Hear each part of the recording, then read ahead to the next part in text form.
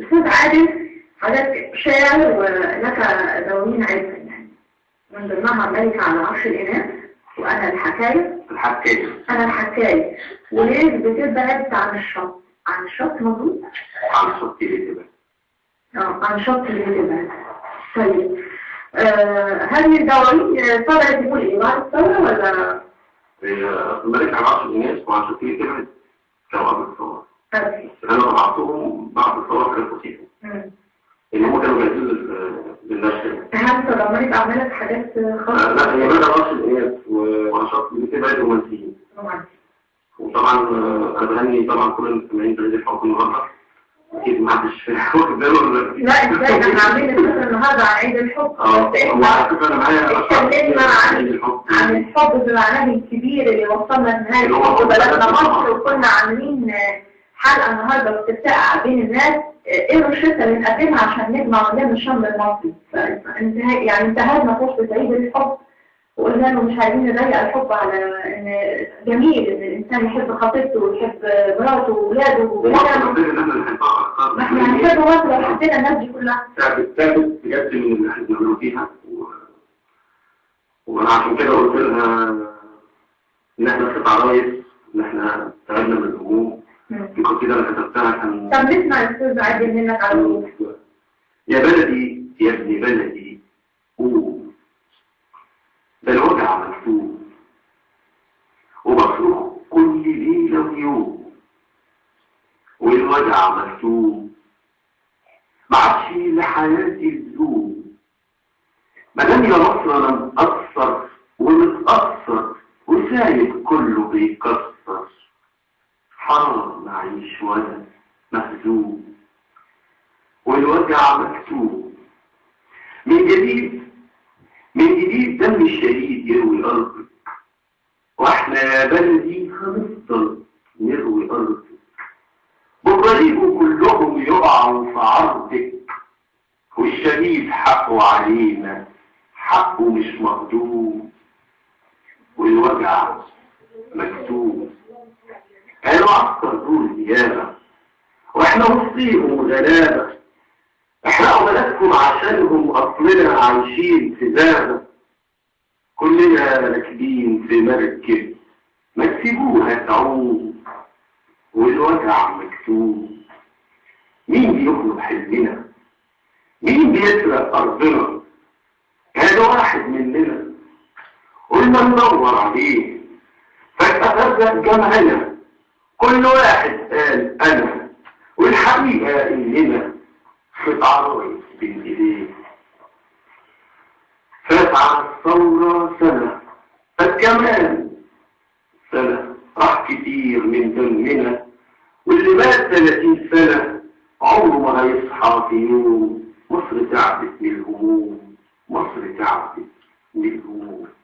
مصر تعبت من الهموم فعلا، وعايزين يوم يكون في افراح، ويعني الناس مش عايزين يحسوا ابدا بالاكتئاب من كتر الأخبار السيئة، كثر الأحداث المتلاحقة. الناس كلها عايزة تعيش في هدوء وعايزة الحياة تمشي والعجلة تسير. فإحنا معانا مكالمة. عموما المشاركة معانا على تليفوناتنا 332 56 94 و3 33 13 69 و3 23 50 67. أستاذ عادل، عودة مرة تانية لحضرتك وأعمالك تحب تعرضها لنا النهاردة. يعني هل تفضل إنها تكون أعمال رومانسية بمناسبة إن إحنا بنتكلم عن عيد الحب وعايزين نخلص يعني نشيل شوية من هموم الناس؟ أنا في قصيدة كنت جايبها للإذاعة عن عيد الحب اسمها عيد ميلاد الحب. تمام. كنت أعملها أنا وشاعرة معروفة برضه، الشاعرة منى جميل. نسمعها موجودة على السي دي حاليا عندنا. طيب، الزميل أحمد شعبان معنا يجهز لنا هذه القصيدة. دي على مساء انت يا أستاذ عادل؟ لسه حديثة يعني، أداء حديث، لكن الكتابة انت كتابة حضرتك فقط؟ الكتابة والتسجيل وكله في بيت. تمام، جميل. لا، الكتابة هل هي مشتركة ما بينك وبين الشاعرة؟ أنا قايله وأنا كاتبه. واللي هي عيلة هي. تمام، عشان نوضح بس. أستاذ الشاعرة إيه اسمها حضرتك تاني؟ شاعرة منال أمين. أستاذة منال أمين وأستاذ عادل نبي. برضه شاعرة. الأجزاء اللي هي بتقولها هتكون بكتابتها هي، والأجزاء اللي بيقولها الأستاذ عادل من تأليفه هو. فهنتبع هذا الدروس الشعر.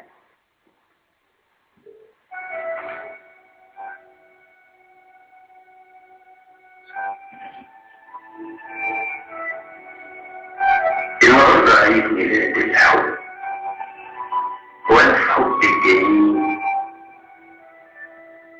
فالكثير من عمري مستنيكي مشتاق لك سنين، واتولد احساسي جوا عينيكي الشوق والحنين، كل دقات قلبي بتنادي عليكي يا حبيبتي انت فين؟ أنا بقولك يا حبيبي على صوتك من سنين، عايشة عمري تأمل وأحمل جوه الليل،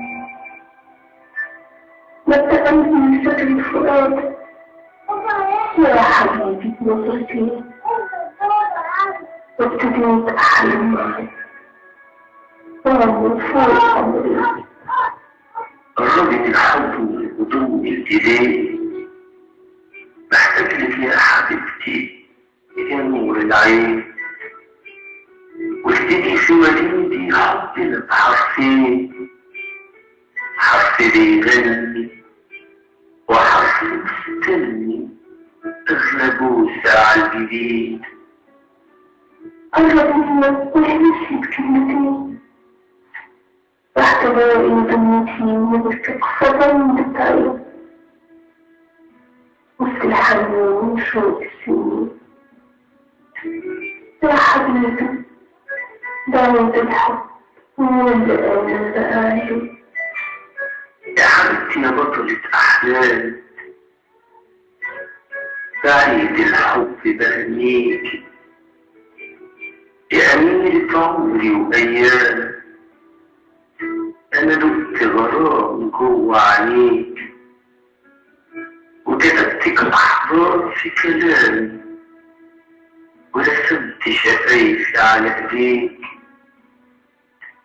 ورجعت اقولك سامحيني واضمك وانت تضميني.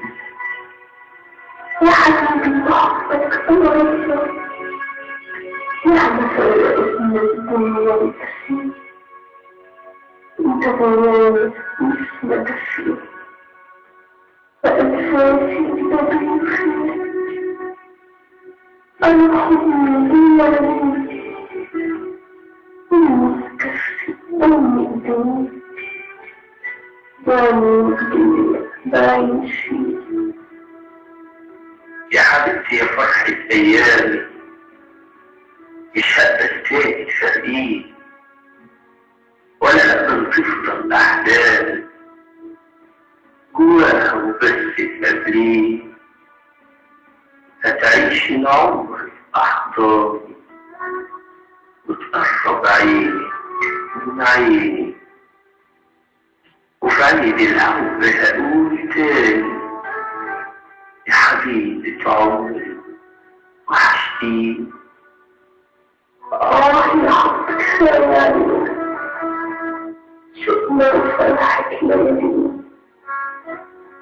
وجمعنا أبدا من فينا لحظة فينا من حبي. أصدقائي المستمعين، بنرجع مرة ثانية لفترتنا عبر من زيك مع ضيوفنا الأستاذ خالد الجمال والأستاذ عادل. إن إحنا بعد ما سمعنا هذه القصيدة بمناسبة عيد الحب اللي أهداها لإذاعة القناة الأستاذ عادل والشاعرة الأستاذة منال. طبعا إيه حكاية أنت بتنافسنا الأستاذ عادل ولا إيه؟ عامل استوديو خاص بيك وبتشتغل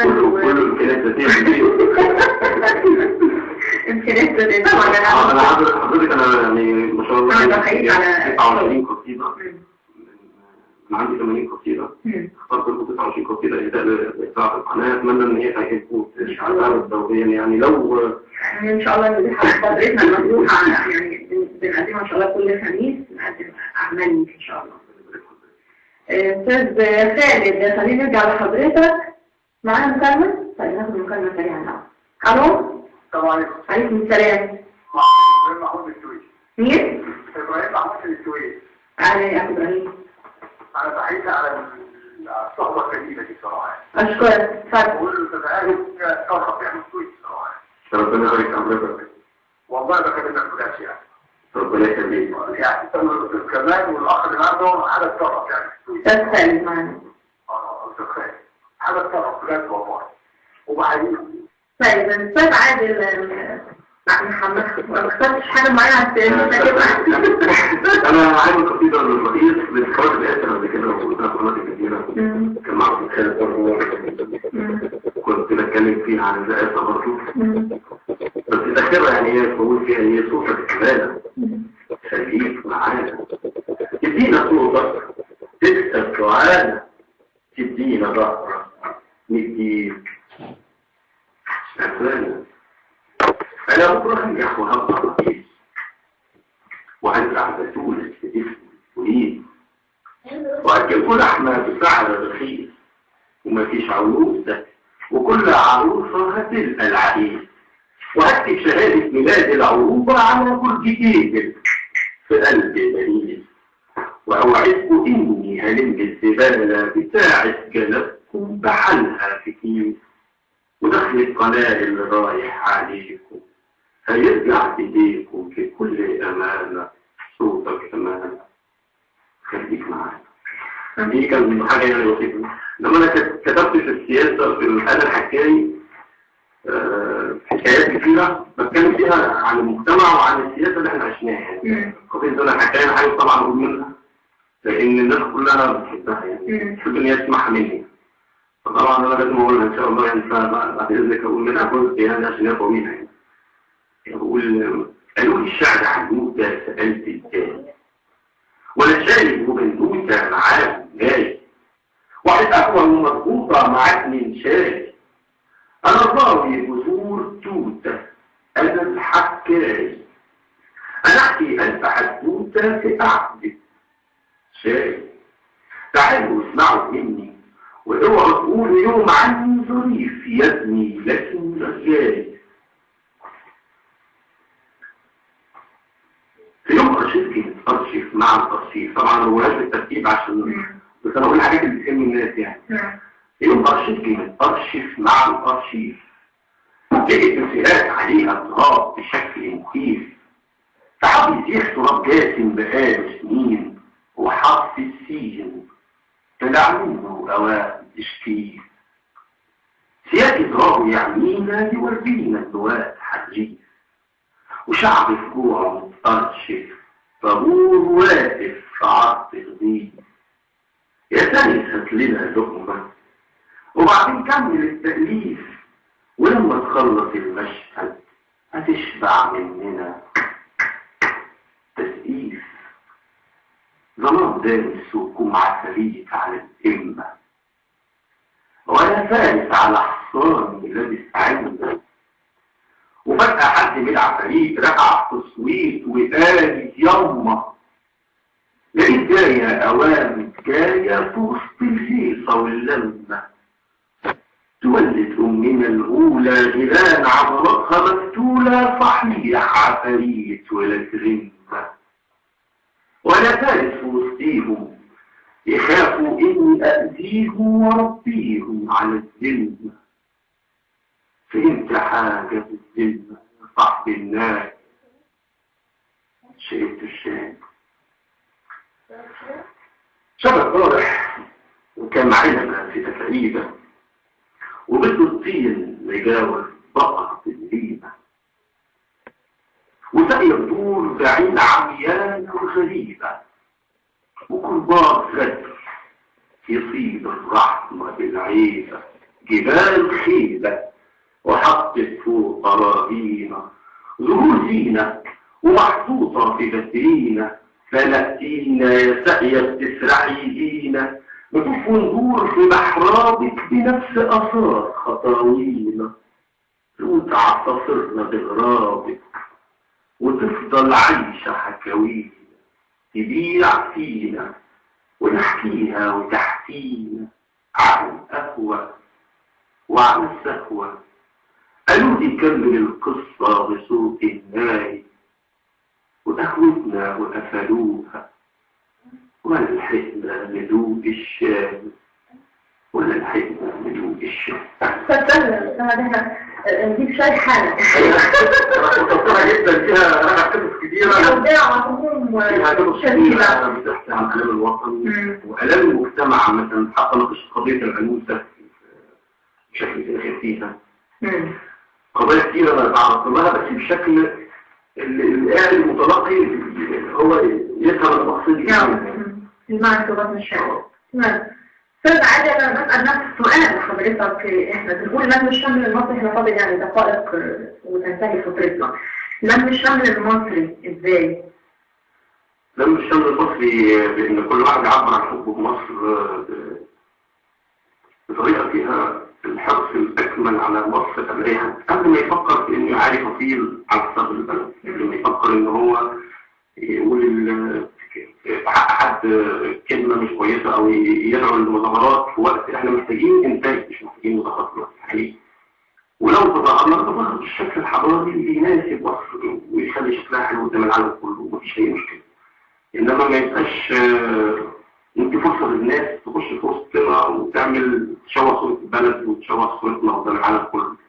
دي حاجة ثانية. الحاجة الثانية من عيد الحب النهارده، طبعا إحنا بنحب مصر وكلنا بنتمنى ان النهارده من يوم عيد الحب نتمنى ان كل واحد يحب مصر بطريقته الصح، اللي هي تبقى مصر دي كل حاجه كيانه، لان كلنا عايشين على حب البلد دي وما نقدرش ننسى حبها. انا عايز اقول ان منطقه اقليم القناه لها خصوصيه خاصه طبعا اسماعيليه والكويت، يعني الناس دي شافت المر ودقت الويل علشان تحافظ على ذرات الرمله اللي هنا. ما بننامش بالليل من قلقنا على بلدنا، والله الواحد ما بينام بالليل من اللي بيشوفه ومن قلقه على بلدهم اللي بيحصل وخوفنا. انا على فكره بس بالمناسبه دي عايزه اقول لشعب اسماعيليه وبورسعيد والسويس بنبعت لكم تحيه من هنا، لان انتوا فعلا حافظتوا على بلدكم وحميتوها من الفتن ومن العنف ومن الاضطرابات. يكفي ان احنا الحمد لله يعني بنشهد هذه الفتره حاله من الهدوء، مش عايز احسد شعبنا عليها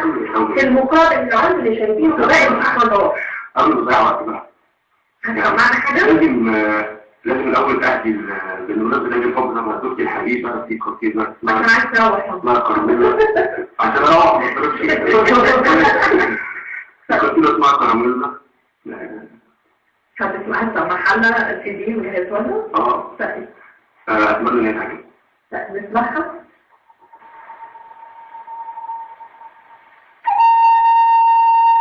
حي السحر لو عادي في يوم نمشي وقال امشي اوام همشي، عشان السحر من غيرك ما يكملش، ولما طب احساسك على امشي لا مش همشي، عشان سحرك خطف قلبي وادهشني، بقيت قلبك الحال انا تاني، هوي يا سحر الحال هوفيكي وعين تاني، عيونك سحر رباني وروحك فرحة لكيان، وضلت رمشك الساحر بتخطف قلبي في ثوان، رسمت الحرف الرغية على خدك ومن قدك أميرة زهرة البساتين، وزيك مني رسمت الحب أمرايا على عيونك ومجنونك ومجنون عينك الحلوين، رسمت الشوق على شعرك كراميلا وقلت يلا بسم الله، لقيت شعرك عذاب السنين وزيك مين. بنشكر الشاعر سبعان الناس على هذه القصيدة أيضا، ونتمنى أنها بقى تفوز إعجاب سوف تكون بتسمعها بتتابعها. لسه أنا تستعمل تسمعها تاني؟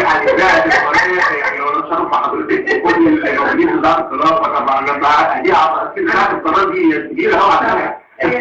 طبعا أنا عايزة أقول برضه حاجة، يعني إحنا تحت نقول النهارده حب مصر، خالد معايا ولا في الكلام ده بنحب مصر وعايزين نقول عيد الحب هو بنوجهه لمصر وردة ليها، لكن برضه مش عايزين ننسى ان الواحد يوجه رسالة حب لزوجته لخطيبته لابنه لبنته. كل الوان الحب متاحة ومسموحة ومشروعة طالما هي اهداف نبيلة وسامية وهتجمعنا على خير ان شاء الله. مش عايز توجه رسالة حب لحد؟ انا قلت لمراتي وكنت خطيبها قصيدة منها كتير شعر ما عرفتش اكتب بعضهم.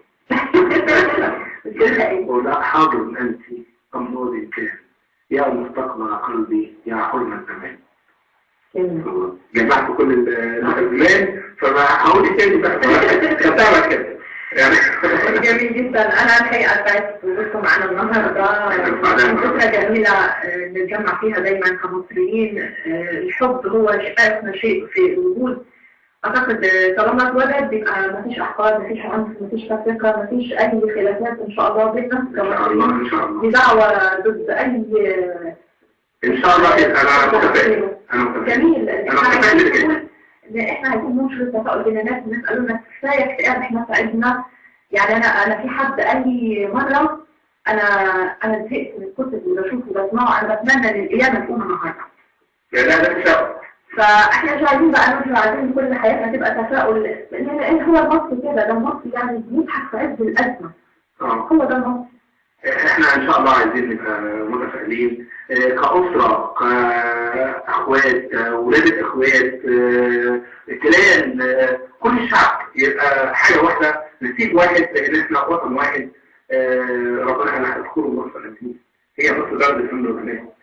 بشكر الشاعر الأستاذ خالد الجمال رئيس مجلس إدارة جامعة الشهيد بالسويس ومدير فرع أنصار التمثيل والسينما والكاتب المسرحي والمخرج. شكرا للأستاذ خالد.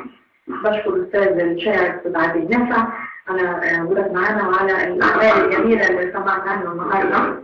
أشكركم أصدقائي المستمعين، وشكر خاص لزميلتي بسمة رشدي التي أعدت لنا هذه الحلقة، وزميلتي إيمان سلامة مهندسة الصوت التي رافقتكم على الهواء مباشرة في الفترة المفتوحة اليوم الخميس. فترة خليك معنا كنا معاكم من الساعة 10 لحد الآن. أرجو أن فقراتنا النهارده تكون حازت إعجابكم. إن شاء الله لقاء جديد الخميس المقبل مع فترة مفتوحة جديدة. لكم أجمل وأرق تحيات صحة سالم من أسرة الهدى. كل حق طيب